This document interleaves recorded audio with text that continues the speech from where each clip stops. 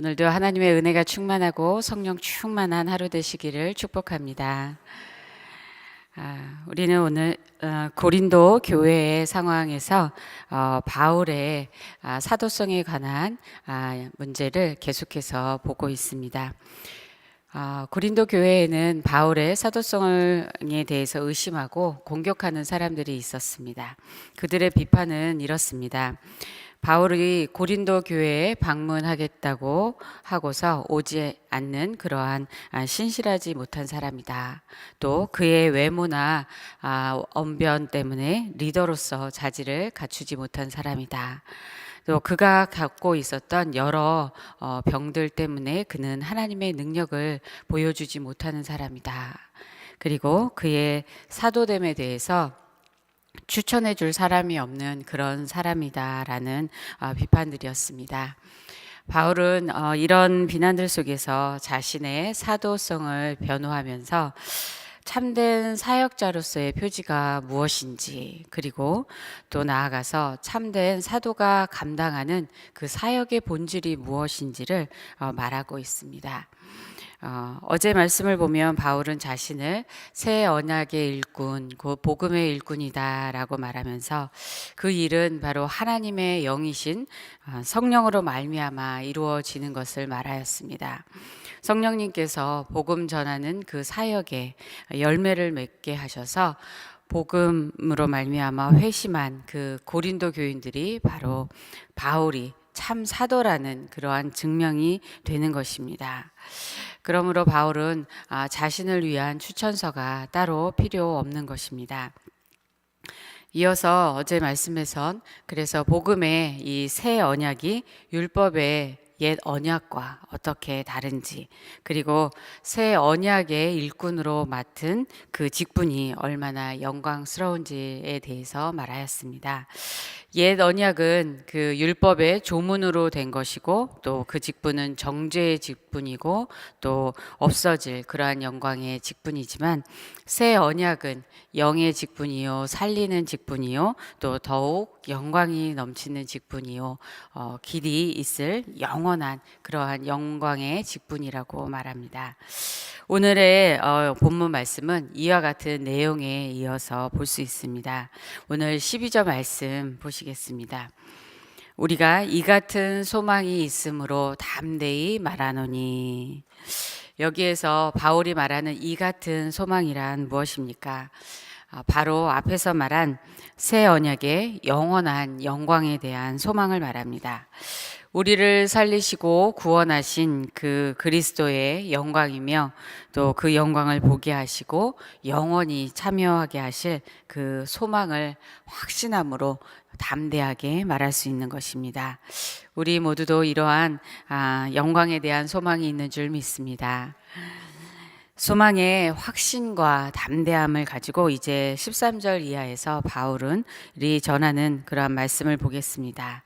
13절 말씀 보시면 우리는 모세가 이스라엘 자손들에게 장차 없어질 것의 결국을 주목하지 못하게 하려고 수건을 그 얼굴에 쓴 것 같이 아니하노라. 옛 언약의 일꾼이었던 모세는 수건을 그 얼굴에 썼습니다. 여러분 잘 아시는 것처럼 출애굽기 34장을 보면 모세는 하나님을 대면하고 내려왔을 때 그 얼굴에 광채가 났고 또 하나님의 말씀을 그래서 백성들에게 전한 후에는 수건으로 그의 얼굴을 가렸습니다. 그 이유는 모세의 얼굴에 반사된 그 하나님의 영광의 빛이 점차 사라지고 결국 없어지게 될 것이므로 백성들에게 그것을 보여주지 않기 위해서입니다. 모세의 얼굴에 비친 영광은 사라지는 영광이므로 그것에 주목하지 않게 하기 위해서였습니다. 이 수건은 결국 하나님과 백성 사이를 가리는 것, 그 장벽을 가리킵니다. 옛 언약인 율법 아래서 이스라엘 백성들은 하나님의 얼굴을 직접 대면할 수가 없습니다. 모세만이 하나님 앞에 나아가 수건을 벗고 있다가 또 나와서는 수건으로 자기 얼굴을 가렸습니다. 그리고 백성들은 모세의 얼굴에 남은 그 광채만을 볼 수 있었습니다. 그러나 그 빛만을 보고도 그에게 가까이 가기를 두려워하였던 것입니다. 그런데 문제는 이 얼굴을 가렸던 수건이 지금까지 그들의 마음을 가리고 있다라는 것입니다. 14절에서 15절 말씀 보시겠습니다. 그러나 그들의 마음이 완고하여 오늘까지도 구약을 읽을 때 그 수건이 벗겨지지 아니하고 있으니 그 수건은 그리스도 안에서 없어질 것이라. 오늘까지 모세의 글을 읽을 때 수건이 그 마음을 덮었도다. 그들이 오늘까지도 구약을 읽을 때, 곧 모세의 글을 읽을 때 그 수건이 벗겨지지 않고 있다라고 말하는데요. 그것은 그들이 구약의 모든 예언과 약속들이 가리키고 있는 예수 그리스도를 알지 못한다는 뜻입니다. 구약의 말씀이 예수 그리스도를 통해서 성취된 것을 깨닫지도 못하고 그것을 받아들이지 않고 있다는 뜻입니다. 이 수건이 벗겨지지 않은 이유는 그들의 마음이 완고하기 때문입니다.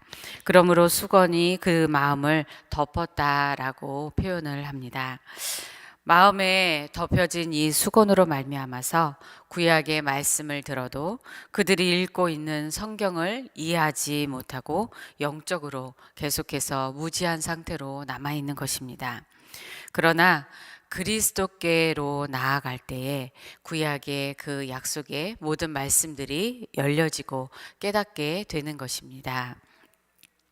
사도행전 8장을 보면 이디오피아의 그 국고를 맡은 내시가 선지자 이사야의 글을 읽지만 깨닫지 못할 때 성령께서 빌립에게 말씀하셔서 그에게 나아가라고 그렇게 말씀하신 일이 나옵니다. 그 내시가 읽는 성경 구절은 이사야서 53장 7절 말씀이었죠. 그가 도살자에게로 가는 양과 같이 끌려가고 털 깎는 자 앞에 있는 어린 양이 조용함과 같이 그의 입을 열지 아니하였고 그의 생명이 땅에서 빼앗기었는데, 이러한 말씀을 그 내시는 읽고 있었습니다. 그러면서 빌립에게 이사야 선지자가 말한 것이 누구를 가리키냐라고 물었을 때 빌립이 이 글에서 시작하여서 예수를 가르쳐 복음을 전하였고 결국 그 내시는 빌립에게 세례를 받았습니다. 이 말씀을 대하면서 작년에 이스라엘에 갔을 때 만났던 여러 사람들이 생각이 났습니다. 저희 이스라엘 선교팀은 성지순례와 함께 시간을 따로 내어서 여러 지역들에서 전도를 하였습니다. 구약만을 성경으로 여기는 유대인들에게 이 신약 성경을 전하는 일을 하였는데요. 이것은 참 어려운 일이었습니다. 유대인들 대부분은 이 신약 성경이라는 말만 들어도 완강히 거절하고 받아들이지 않았습니다. 신약 성경을 받는 것 자체가 그들의 신앙에 위배되는 일이었습니다. 그리고 어떤 사람들은 나는 유대인이다 라고 말하면서 내가 유대인인데 어떻게 이렇게 나한테 신약 성경을 전해주냐 라고 그렇게 말하며 아주 우리를 노려보는 그런 눈으로 쳐다보았습니다. 그렇게 몇몇 사람에게 말을 걸어 예수님에 대해서 어떻게 생각하는지 두 명의 사람과 또 얘기를 나누는 시간을 가졌는데요. 예수님을 그들은 그리스도라고 전혀 생각하지 않는 모습이었습니다. 당신은 예수를 그리스도라고 믿느냐? 그러나 나는 믿지 않는다. 이렇게 말하는 것이었습니다. 그리고 또 어떤 유대인은 부드럽게 거절하면서 나는 종교를 바꾸기에는 너무 나이가 많다라고 말하는 것이었습니다. 유대인들의 종교가 바로 종교에서 끝나는 것이 아니라 모든 그 사회적 관계와 공동체들이 연결되어 있기 때문인 것입니다. 이스라엘이 바로 전도 대상지라는 선교사님의 그 말씀이 정말 무슨 말씀인지 생생하게 경험하게 되었습니다. 선교사님은 유대인들과 대화를 하게 될 때에는 이사야서 11장 또 53장 등 예수님에 대한 예언들이 기록된 구약 말씀을 중심으로 그렇게 대화를 시작하지만 곧 그들은 부인하며 듣지 않는다고 그렇게 말씀하셨습니다.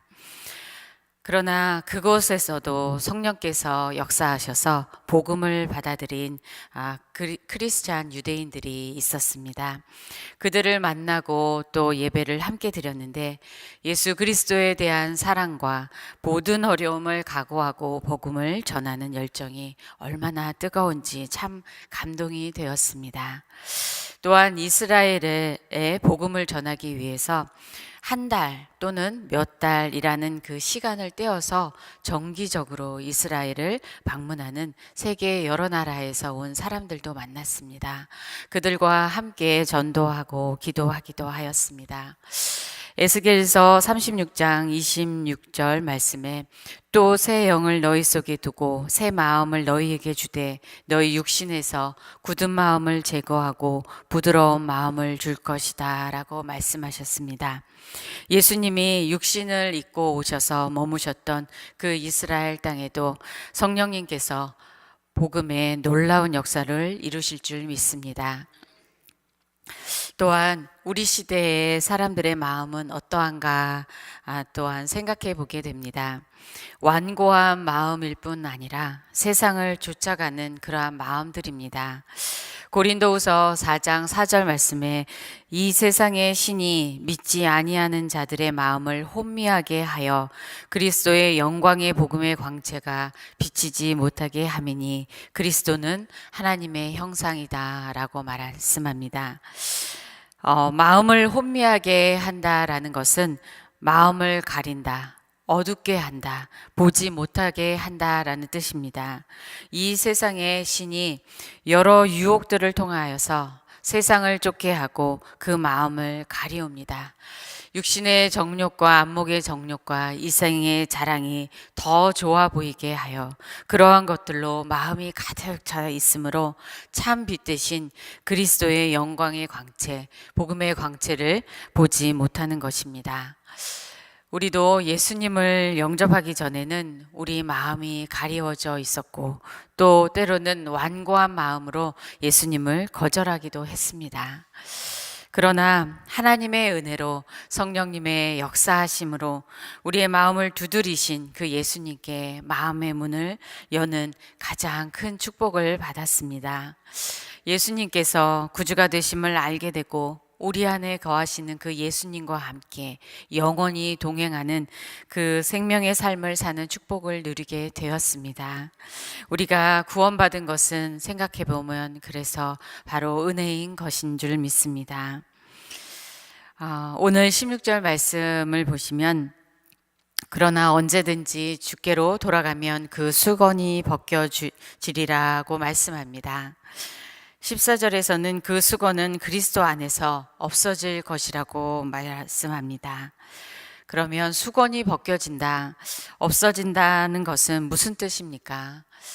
첫 번째는 이제 율법의 유효성이 끝났다는 의미입니다. 갈라디아서 3장 19절에서는 율법은 약속하신 자손이 오시기까지 있을 것이라고 말씀하는데 약속하신 자손은 곧 예수 그리스도를 가리킵니다. 예수 그리스도가 오시기까지 율법이 우리를 그 아래에 가둡니다. 그러나 예수님이 오심으로 믿음으로 의롭게 되는 길이 열린 것입니다. 예수님을 믿음으로 우리는 구원받게 되었습니다. 그러나 이 말씀이 바로 예수님이 오심으로 율법이 완전히 없어진다는 것이 아닙니다. 예수님이 오심으로 율법이 최종적으로 성취된 것입니다. 로마서 8장 3절 4절 말씀을 보면 율법의 그 모든 정죄에 대하여 예수 그리스도께서 우리를 대하여 죽으심으로 죄값을 치르셔서 율법의 요구를 이루어지게 하셨기 때문입니다. 그러므로 그리스도 안에 있는 자는 더 이상 율법 아래 있지 아니하고 성령의 법 아래 있게 됩니다. 로마서 8장 1, 2절 말씀을 보면 그러므로 이제 그리스도 예수 안에 있는 자에게는 결코 정죄함이 없나니 이는 그리스도 예수 안에 있는 생명의 성령의 법이 죄와 사망의 법에서 너를 해방하였음이라. 유대인이든 이방인이든 누구든지 예수 그리스도를 믿을 때에 주의 영이 함께 하심으로 자유함을 얻게 됩니다. 그러므로 17절 말씀 보시겠습니다. 주는 영이시니 주의 영이 계신 곳에는 자유가 있느니라. 주의 영, 성령이 주시는 자유함은 바로 새 언약의 특징입니다. 얼굴에 수건을 벗는 것은 확신과 자유를 의미합니다. 그러나 율법과 그에 속한 모든 속박으로부터의 자유는 방종이 아니라 그리스도인으로서의 새로운 삶의 시작을 의미합니다. 성령이 인도하시는 자유함으로 성령을 힘입어서 우리는 하나님 말씀에 순종하는 새로운 삶을 살게 되는 것입니다. 여러분은 주님 안에서 어떻게 자유함을 경험하고 계십니까? 또 우리가 해결할 수 없는 죄의 짐으로부터 자유한 것에 감사하고 계십니까? 또한 인생의 질고와 무거운 짐을 대신 지시는 주님으로 인하여 자유하며 안식을 얻고 계십니까? 또한 세상에 어떤 것보다 가장 귀한 그 주님을 만나서 영원하지 못한 세상 것들을 쫓아가는 그러한 삶으로부터 자유하고 계십니까? 저는 예수님을 진정으로 만난 이후에 성경에서 말씀하는 자유가 무엇인지를 깨닫기 시작했습니다.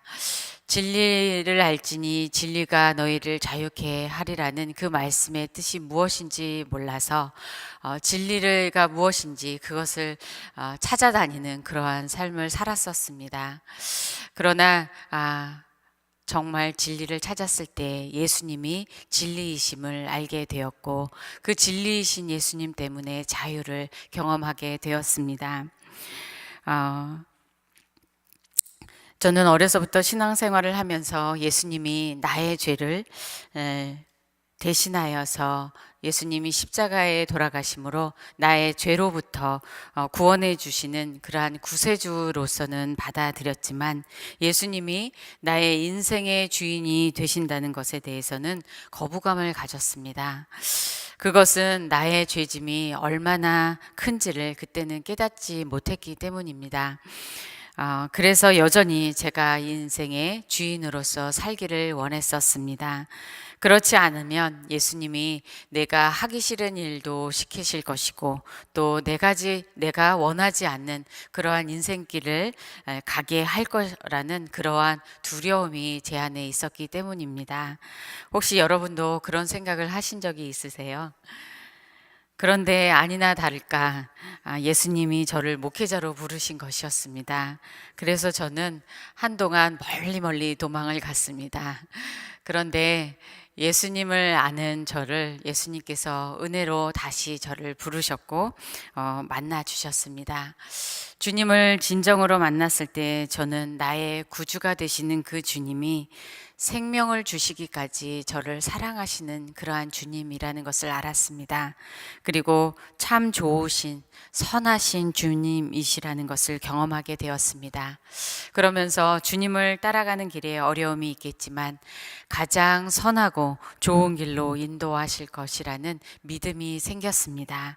그리고 제가 주인이 되어서 제 힘과 노력으로 제가 원하는 계획을 이루면서 살아가려는 그 삶을 내려놓았을 때 오히려 정말 주님 안에서 참 자유함을 경험하게 되었습니다.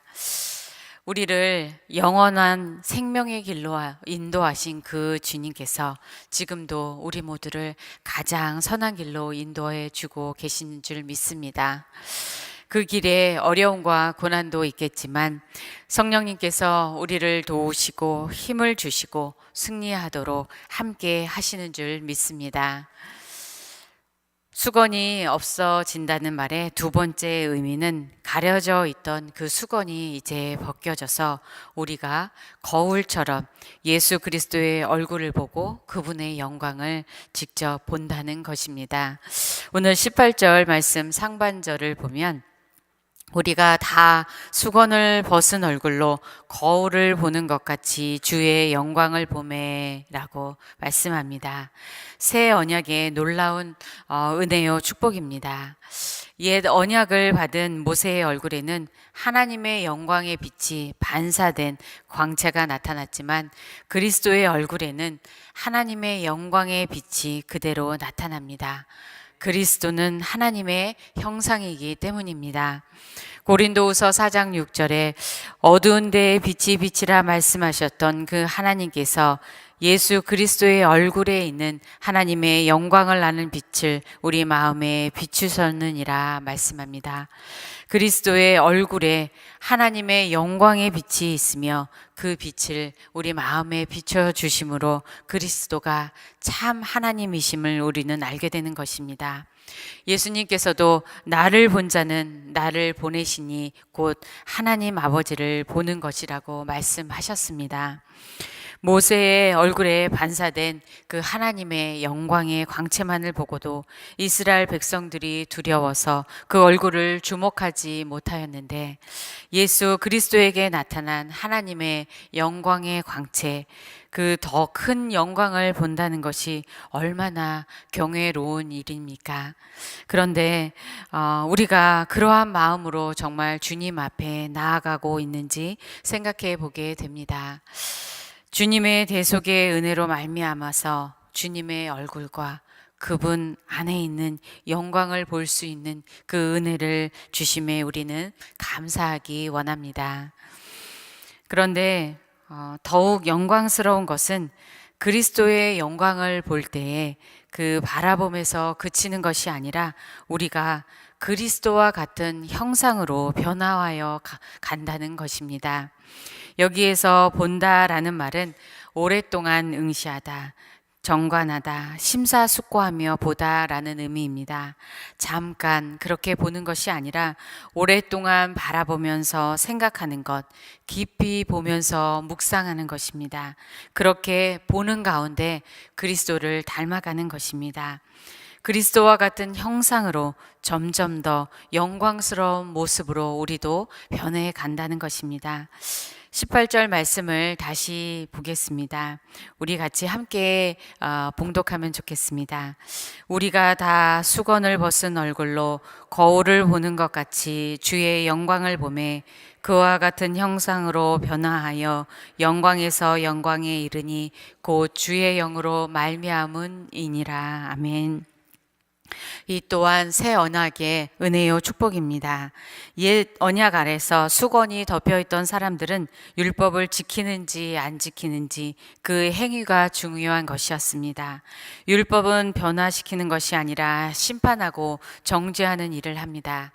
그러나 새 언약 아래서 수건을 벗은 우리는 주의 영광을 보며 그와 같은 형상으로 변화하는 일이 우리에게 일어나는 것입니다.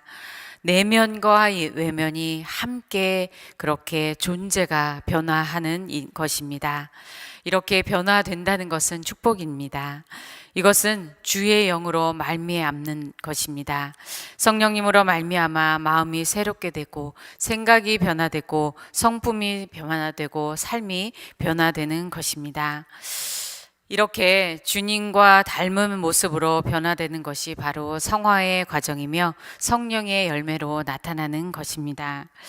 우리는 모두 성령의 열매인 사랑, 희락, 화평, 인내, 자비, 양성, 충성, 온유, 절제를 맺는 삶을 살아가기를 원합니다. 그런데 우리의 힘으로는 되지 않습니다. 어떤 목사님의 설교 제목 중에 억지로 참는 것은 성령의 열매가 아니다라는 그러한 제목을 보았는데요. 그렇죠. 억지로 참다가는 어느 순간에 폭발하게 됩니다. 또 사랑하려고 애쓰지만 더 이상 용납이 안 되고 용서가 안 되고 우리 마음에 사랑이 바닥이 난 그러한 마음을 보기도 합니다. 희락의 열매를 맺기 원하지만 기쁨을 빼앗아 가는 일이 얼마나 많은지요. 또 절제하려고 하지만 절제가 안 되도록 유혹하는 일들이 얼마나 많은지 이번 한 번만 하고 그렇게 또 넘어지기도 합니다. 성령의 열매는 바로 성령님께서 우리 안에서 이루어 가시는 열매입니다. 성령의 역사하심으로 성령의 열매를 정말 풍성히 맺는다면 그 삶이 가장 축복된 삶이라는 것을 생각해 보게 됩니다. 어려워도 인내할 수 있고, 사랑하기 어려운데 사랑할 수 있고, 기뻐하기 어려운 상황인데 기뻐할 수 있고, 그러한 삶이 바로 큰 축복인 줄 믿습니다. 우리 모두 이러한 성령의 열매 맺는 삶을 살아가기를 소원하고 축복합니다. 그러면 주님을 닮아가고 성령의 열매를 맺도록 성령님께서 역사하시지만 또한 우리에게 필요한 것은 무엇일까요? 먼저 주께로 돌아가는 것입니다. 주님과 교제를 시작하는 것입니다. 주님의 얼굴을, 주님의 영광을 보기 시작할 때 닮아가는 일이 시작되기 때문입니다. 여러분, 정말 주님의 얼굴을 사모하십니까? 마음의 중심에 정말 주님을 간절히 구하고 계십니까? 무엇보다 주님을 만나며 주님을 알아가기 원하는 그 열망이 우리 안에 있기를 소원합니다. 제리 브리지즈는 경건에 이르는 연습이라는 책에서 이렇게 말합니다. 하나님에 대한 놀라운 사실들 중에 하나는 하나님의 영광스러운 속성들이 모두 다 무한하시다라는 사실입니다. 따라서 우리가 그분을 바랄 때 그분은 우리에게 자신을 끝없이 나타내 보여주십니다. 우리는 그분을 알면 알수록 더욱더 그분을 열망하게 되고 그분을 열망하면 할수록 더욱더 그분과 함께 교제를 나누며 그분의 임재하심을 경험하고 싶어질 것이며 또한 그분과 함께 하기를 바라면 바랄수록 더욱더 그분을 닮고 싶을 것입니다. 이 경건에 이르는 연습이라는 책을 최근에 비전스쿨의 소그룹 리더들과 함께 읽고 나누는 시간을 가졌는데요. 복음을 받은 그리스도인이자 복음의 일꾼으로서 우리 모두에게 중요한 것이 복음을 전하는 그 지상 사명을 행하는 것과 함께 그리스도를 더 열망하고 그리스도를 더 사랑하고 그리스도를 닮은 그러한 인격을 나타내는 삶을 살아가는 것이다 라는 것을 다시 더 깊이 생각하고 돌아보는 그러한 시간을 가졌습니다. 바울은 그리스도를 알기 원하였고 또한 그리스도를 닮기를 원하였습니다. 그러기 위해서 그는 그리스도의 고난에도 동참하고자 했습니다. 빌립보서 3장 10절 말씀을 세 번역으로 보면 내가 바라는 것은 그리스도를 알고 그분의 부활의 능력을 깨닫고 그분의 고난에 동참하여 그분의 죽으심을 본받는 것입니다.